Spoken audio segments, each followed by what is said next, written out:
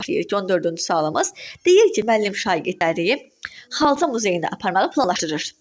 Şagirdlərdə sıza mədəniyyəti formalaşdırmaq üçün prosesi sindirə rollu oyun şəklindədir. Elə bilin ki, mən həm deyirəm. Elə bilin ki, mən bunları muzeyə apardım. İndi sonra deyir ki, muzeyə sıraya daxil olmalısınız. Deyirlər növbə ilə giririk, tamam, bir-birinin dalından girməlidir. Yəni indi bunu təşviq edək. Uşaqlarla bilirsiniz, həmin düzü sıraya, deyir qapıdan indi girin. Elə bilin ki, muzeyə girirsiniz. Yəni uşaqlara müəllim bunu rol kimi göstərir. Düzdür? Buna bəhs edir.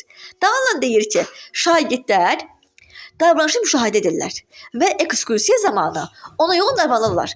Şagirdlər bu davranışı gördülər və ona uyğun davranırlar. Verilmiş situasiya bağlı.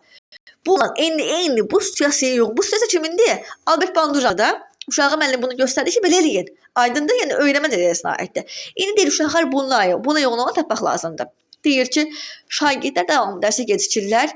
Müəllim gecikmənin qarşısını almaq üçün şagirdlərin valideyninə xəbərdarlıq mesajı göndərir. Artıq bu bizim nəyimizə aiddir? Bu bizim olacaqda operant şərtlənməklə bağlı, müsbət cəzalandırma ilə bağlıdır. Getdi. Banduraya aid deyildi. Sevməndə də baxırıq. Sinif yoldaşlarına qarşı kobudluq edən şagirdin belə davranmasına səbəb müəllimin davamlı şəkildə onu müqayisə eləməyidir. Yanlış bir şeydir. Yəni burada da Banduraya aid bir şey yoxdur. Burada əslində müəllim uşaqları bir-birinə müqayisə edir, rəqabət var, düzdürmü? Yəni bu kurikulumda bütün nəzəriyyələrə zidd bir şeydir. Yanlışdır tamamən. D bəndində. Nəbavət bağına ekskursiya təşkil edən müəllim şagirdlərə davranış qaydalarına əməl etdikləri halda növbəti ayda ilə aparacağını bildirir. Bu da operant şərtlənməyə aiddir. Operant şərtlənməkdə müsbət güzənməyə aiddir ki, bunu əməl eləsəz, mən sizə də aparacağam, verəcəm də mükafat verəcəm. Düzdür? Buna aid. Operant şərtlənməyə aiddir. Y bəndində ev tapşırıqlarını yerinə yetirə bilməyən şagirdin dərsə marağını artırmaq üçün müəllim ona fərqli metodlarla dərs təşkil edir. Baxın, müəllim ona, birincisi bu bizim həm differensial təlimə aid ola bilər ki, mənim uşağın marağını nəzərə alır. Bu cəhətdən baxsaq, differensial təlimə aid ola bilər. Həm də ki, yəni elə başqa heçsinə. Həm də tutaq ki, müəllim bunu dərs zamanı eləyirsə, artıq müəllim bərabər imkanı pozmuş olur ha, dərs zamanı eləyirsə. Sonra bəli eləyər, məşğul ola bilər ki, uşaq geri qalmasın. Amma dərs zamanı eləyirsə, bərabər imkanlar pozulur. Amma əvvəlcə buna uyğun müəllim dərs metodu hazırlayırsa, bu differensial təlimə aiddir, düzgündür. Yəni, Bandura adəsində görmədik Banduraya aid. İndi B-yə baxırıq.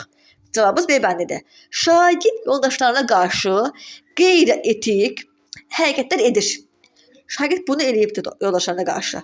Psixoloq şagirdin davranışlarını təhlil etdikdə son dövrlər uşaqlar arasında sevilən filmin elementlərini aşkarlayır. Mən bayaq dedim ya sizə ki, uşağa deyirəm televizor çevir, yaxşı şeyə bax. Çünki uşaq əvvəlcə bu qeyri-etik hərəkəti hardasa görüb deyə, bunu yoldaşına eləyir. Psixoloq deyir ki, biz buna çox rast gəlmişik. İndiki uşaqlar bunu valideyn eləmir ki evdə. Vallahi valideyn eləmir. Uşaq bunu multikdə görür eləyir. Elə bu da Banduraya aiddir. Bandura deyirdi ki, birinci valideyndir, ikinci televizor, YouTube'dur, üçüncü də sözdür, düzdürmü? Bu da Banduraya aiddir də. Eyni biz tapdığımız yəni Banduraya aid olan olmalıdır. Bu da olan da Banduraya aiddir. Tapdığımız da Banduraya aid olmalıdır. Cavabımız B bəndidir. Aydındır, deməli Məsələn xanım sizə. Müəllim, bu tip suallarımız çox düşür müəllim. Müəllim, bu tip suallarımız çox düşür. Çox düşür ha bu tip suallarımız. Müəllim bir şəfa sual verir ki, cavabı oldu, bunun qəbul olunma. Dedin indi ona uyğun olan tap. Bu da olan qəbul olunma deyə tapdığın cavab qəbul olunmaya aid olmalıdır. Müəllim, niyə qəlizdir ki? Siz sadəcə sualı elə bilirsiniz ki, sizdə bu sualın içərisindən istəyir. Çox adam elə bilir ki, elə bu sualı incələməlisən. Xeyr. Sadəcə bu sualda olan nəzəriyyə hansı nəzəriyyədirsə, ona bağlı olan tapmalısan. Valla əslində asan sualdır. Biraz məntiqdən keçsək, taksonomiyadan, qiymətləndirməyə aid olan rəydən, iş suallarından qat-qat rahat suallardır müəllimlər.